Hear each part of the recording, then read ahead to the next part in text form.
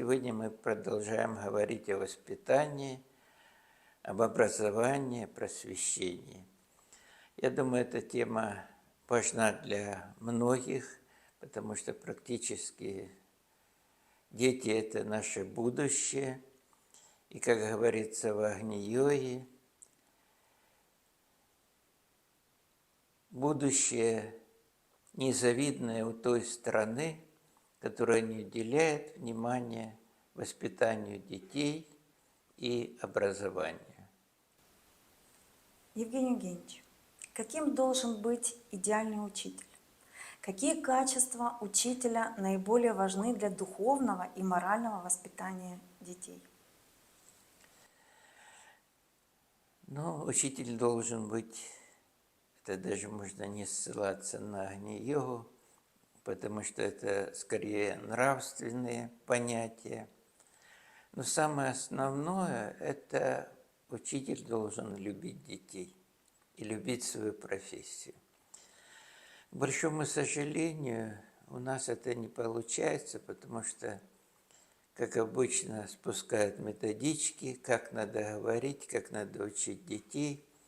Я просто вспоминаю, что после развала Советского Союза проходила международная конференция, на которой я выступал именно для учителей. Там были учителя, которые хотели внедрить новые методы обучения, просвещения, работы с детьми.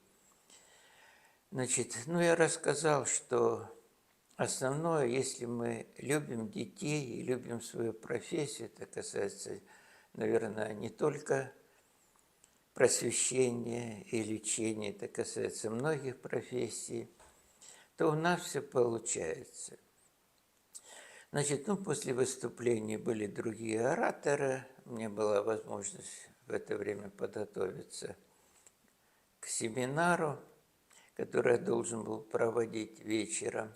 Я думаю, придет человек 10 на вечерний семинар ко мне, это был мастер-класс, пришло 150 человек. Я не ожидал такого. И самый главный вопрос, который мне задавали: отдайте методику. Я говорю, а без методики нельзя работать? Все учителя, они привыкли работать по методике. Просто я вспоминаю свое детство, у нас был учитель, который, заходя в класс, если класс шумел, это 7-й, 8-й класс, понятно, что все, так сказать, эмоционально были очень такие раздерганные, можно так сказать. И он никогда не делал замечаний. Он начинал читать стихи. Любые стихи свои. И через 5 минут зал замирал, и класс начинал работать. Второй случай тоже у меня была учительница химии. В то время запрещалось, чтобы дети сами ставили опыты с химическими веществами. Надо было теория. Она сделала кабинет и, несмотря ни на что, ставила вместе с детьми различные исследования, смешивали жидкости, какие реакции получались. И класс был, заведен. Она была самым любимым учителем, как и в предыдущем случае. Поэтому я думаю, что главное качество учителя – это любовь к детям и чтобы он был нравственно, духовно чистый. Еще в Агни-йоге сказано, что плохое будущее у страны, если учитель и врач беден и терпит трудности в обычной жизни. Тогда следующий вопрос, Евгений Евгеньевич. Как формировать у ребенка стремление к самообразованию и расширению сознания? Многие думают, что Агни-йога – это какая-то особая система знаний. Второе название Агни-йоги – это живая этика, то есть этика, которая живая. Значит, и четко сказано, что самое главное – это чтобы ребенок был занят творчеством. Это одно из самых главных целей. Если мы занимаем ребенка творчеством, я даже, наверное, за то, чтобы изучение философии было как можно раньше, чтобы изучали труды философов. Пусть на ранних этапах это будут какие-то исторические примеры, на более поздних классах это примеры из истории, когда люди проявляли мужество, когда люди проявляли творчество, даже в очень сложных условиях, когда не смогли в то время, ну, допустим, в Советском Союзе обходить цензуру и создавать шедевры в кинематографе, в искусстве, в театре. И это людям очень нравилось. То же самое можно сказать и о детях. Если мы в них развиваем творчество, и они начинают мыслить, из них получаются отличные люди, настоящие, которые могут ориентироваться во многих жизненных ситуациях. А вы можете привести примеры творчества? Вот как вот в творчество применить? Я могу привести пример из нашей практики, когда к нам привели ребенка, который был раздражительный, вспыльчив, не находил общий язык с родителями. Они пришли с мамой, и мы сфотографировали сначала ребенка, с мамой и бабушкой. И потом, когда мама и бабушка зашли, и мы начали объяснять, что вот энергетика у ребенка такая, вот вам надо что-то в себе, наверное, исправить. Это был один из первых наших опытов, когда мы вот пригласили родителей, и они вдруг начали спорить, кто из них виноват в воспитании ребенка. И конфликт этот перенес буквально в перепалку, и мы сразу же сфотографировали ребенка. У ребенка аура уменьшилась еще процентов на 30. Тогда мы посадили их за стол, сказали, давайте вот пусть ребенок рисует, а вы ему будете помогать. И ни в коем случае не ругать, а наоборот поддерживать. 10 минут такой работы, после этого мы сфотографировали, практически аура восстановилась. Ну, я могу привести много жизненных примеров. У нас была вот девочка, которая, обладала творческими возможностями и хотела стать художником, а родители это не приветствовали. У нас в семье все инженеры и не давали возможности. И когда мы попросили, чтобы ребенок подумал, что она станет инженером, ее аура упала процентов на 50. А теперь представь, что ты художник, аура выровнялась.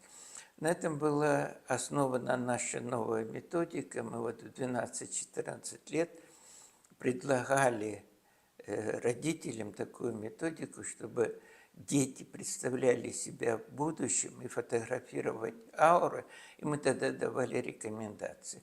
Потому что человек приходит на Землю неоднократно, как мы и говорили, и он приходит с задачей. И не обязательно эта задача соответствует пожеланиям родителей. И часто человек оканчивает вуз, становится инженером и не работает по специальности. Или наоборот. Он хочет, и тогда реализуется его потенциал. Он становится хорошим врачом, хорошим художником, хорошим преподавателем. То есть надо это еще вот, раньше я говорил, до 7 лет наблюдать, когда ребенок еще помнит свою задачу. Потом наш материальный мир, к сожалению, настолько устроен, что ребенок забывает. Скажите, пожалуйста, какие предметы, помимо традиционных, могут помочь гармоничному развитию ребенка? Но опять-таки, наверное, надо сказать, что многое зависит от учителя. Поэтому любой предмет может стать занимательным для ребенка. Лишь бы в этом предмете было творчество. Ну, я могу сказать, что в старших классах вот дети очень любят астрономию. Вот понятие о звездах, понятие о том, что, значит, есть жизнь на других планетах. В это время они увлекаются фантастикой, и астрономия дает эти возможности.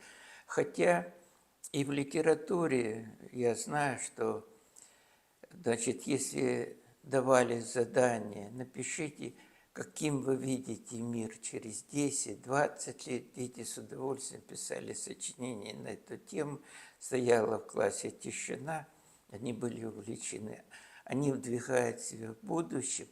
Ну, когда я буду взрослым, что я сделаю? То есть тем очень много. Они все связаны с творчеством. К сожалению, астрономию убрали из программы. Раньше еще, когда я училась в школе, был этот предмет.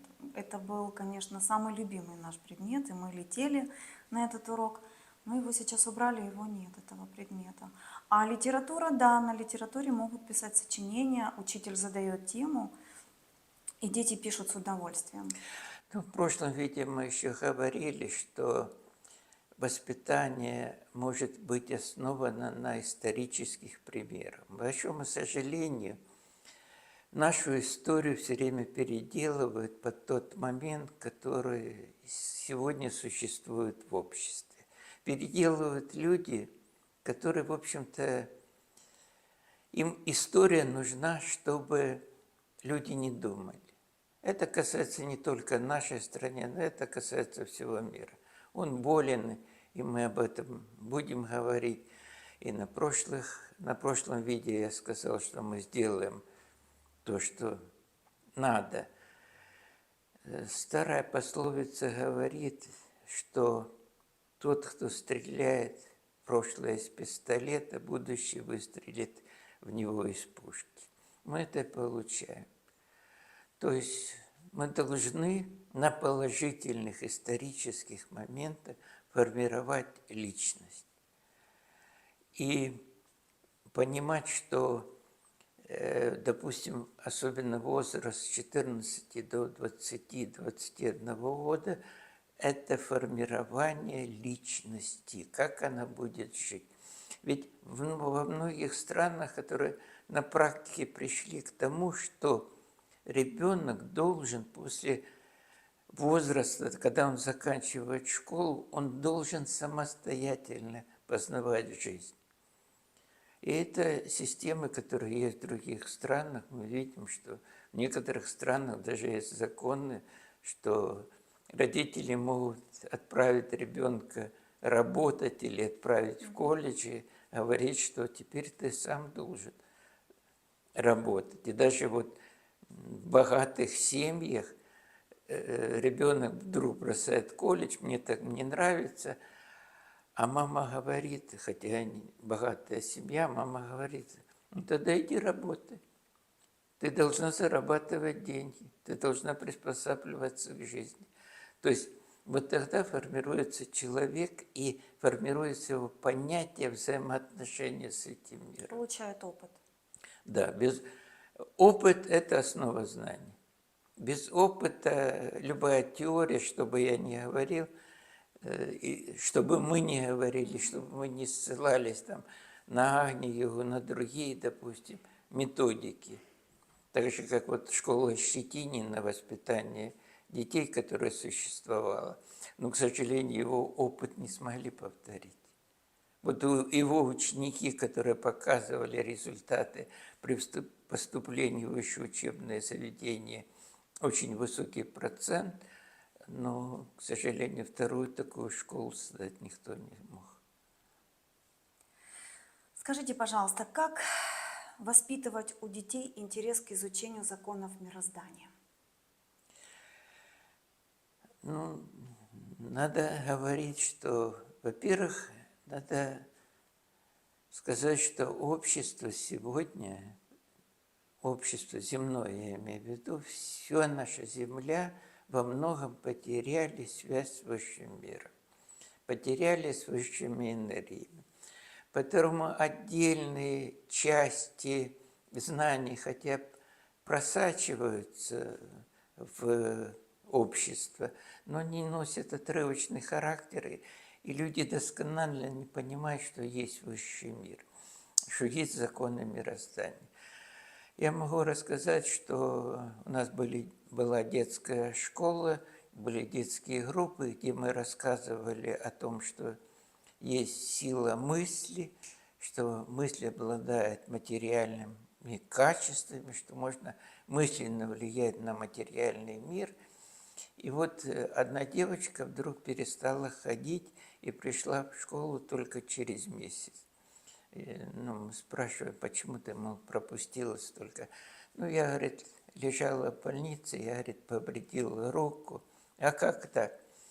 Я, говорит, проверяла силу мысли. Это было зимой, перед подъездом раскатали каток, и вот она, значит, проверяла силу мысли. Значит, вот идет человек, она посылает мысли, вот сейчас он упадет на этом катке.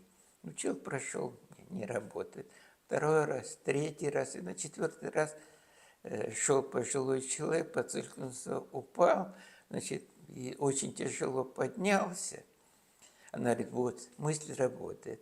В это время подруга зовет ее погулять на улице, она выбегает, и на этом же месте ломает, повреждает руку, можно сказать.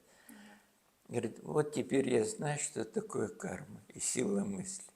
Я думаю, это пример, конечно, довольно необычный, но я думаю, что если учителя подумают, как дать понимание высшего мира, на примере даже вот того, что человек мечтает и знает о том, что есть другие миры, что есть законы, и даже закон эволюции можно объяснить, что если мы возьмем даже на нашей Земле разный уровень образования, просвещения, то мы можем увидеть разные народы, находящиеся на разном уровне развития.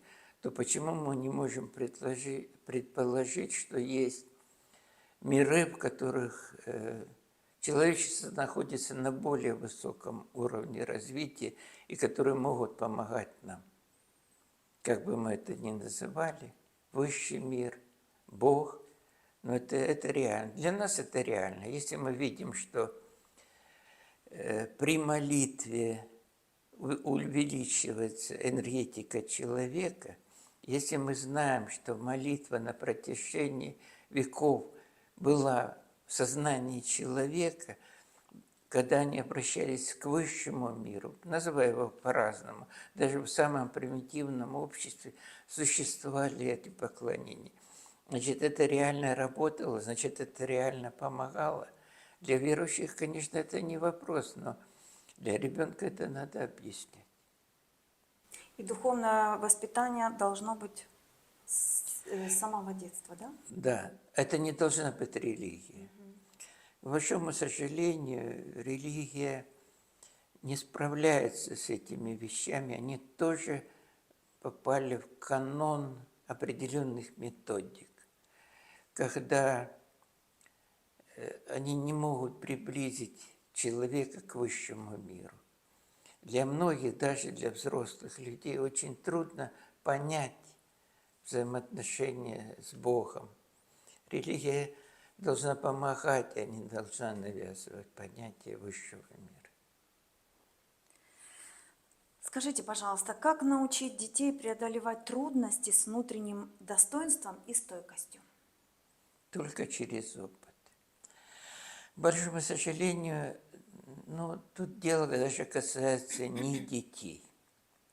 Дело в том, что на воспитание, образование очень влияет среда, в которой мы живем.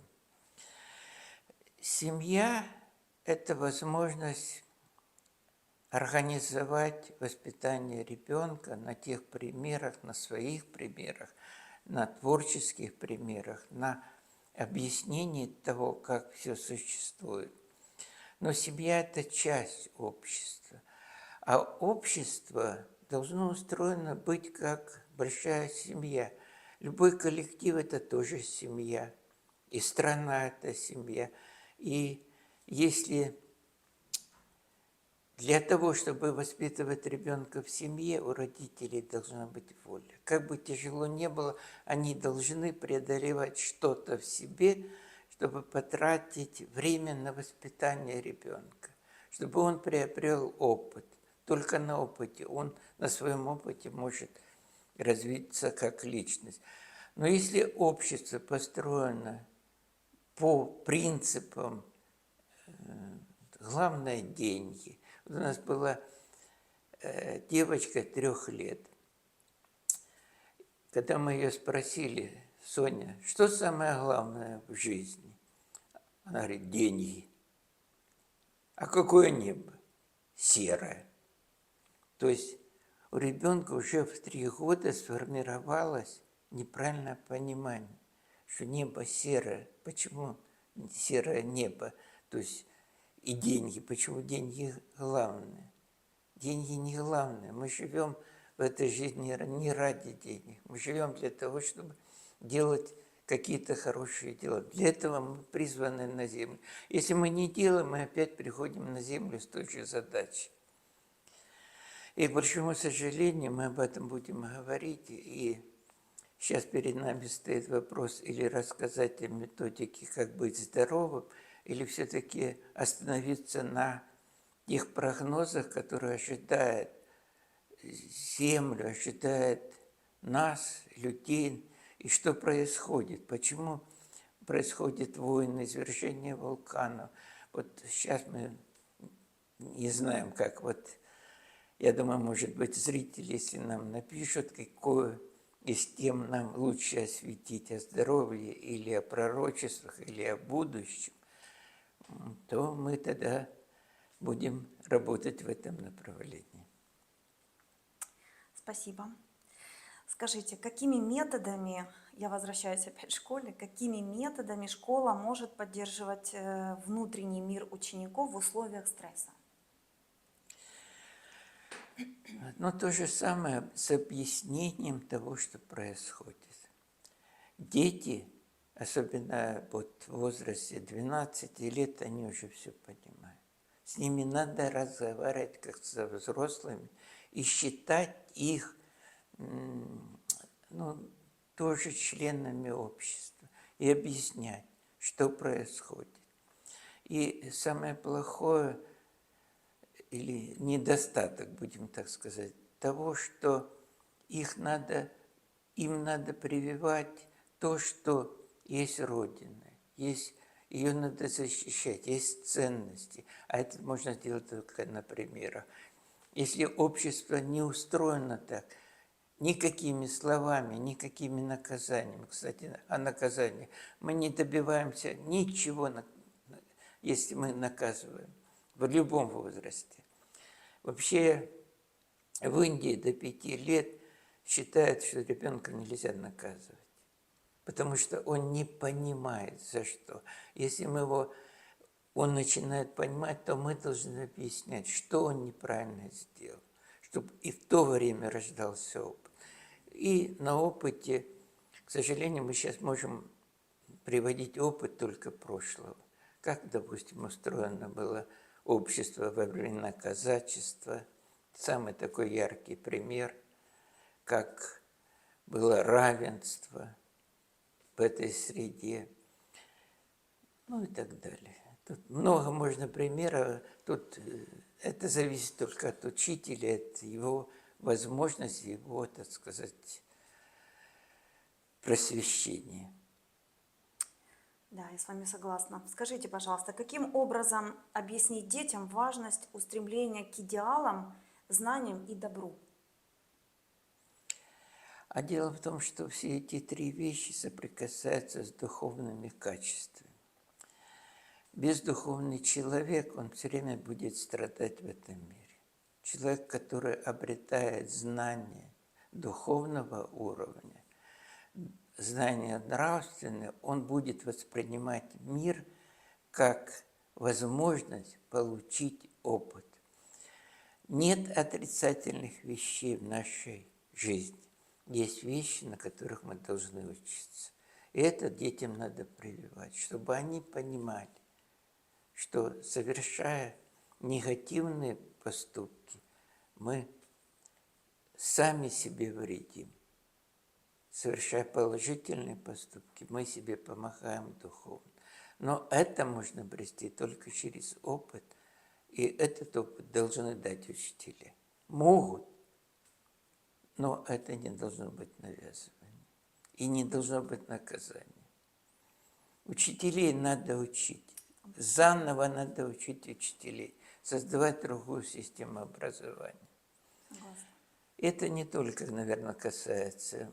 Мы все равно подходим к тому моменту, что мы должны стать на путь добра. Человечество должно стать. Это задача, потому что по прогнозам, если мы не станем на путь созидания, будут продолжаться очень тяжелые времена для каждого человека и для человечества в целом. Это касается не только нашей страны, не только определенных стран, это касается всего мира. Евгений Евгеньевич, какие практики из Агни-йоги можно применять для формирования осознанности у детей? Ну, наверное, я уже сказал, это прежде всего творчество. Только Развитие творчества на данном этапе, развитие творчества это является самой главной задачей для того, чтобы получить, чтобы из ребенка вышел настоящий человек, ориентирующийся в мире, который может защищать себя, может защищать свое мнение. Ни в коем случае нельзя давить на ребенка. Ребенок должен быть человеком. И вот творчество, наверное, для детей это Начинать самое главное. Да. Как воспитывать в детях любовь к природе? Уезжать на природу. А если нет такой возможности? Такая возможность всегда есть. Возможности все связаны с тем, что это тоже должны совершать подвиг родители. Совершать подвиг и в школе. Если мы вспомним, ну, я могу вспомнить свое детство, когда вывозили нас в лес, и когда объясняли, и когда уроки ботаники проходили в лесу на наглядных примерах. И когда, ну, мы по своей практике можем сказать, мы проводили детские группы, и когда мы говорили, что деревья живые, от них можно брать энергию, и потом подтверждали это снимками на аппаратуре, что изменяется аура детей, то дети начинают верить, они начинают понимать, что все живое, деревья живые, звери живые и так далее. Вот так только можно. Какие художественные произведения нужно рекомендовать детям для их духовного роста?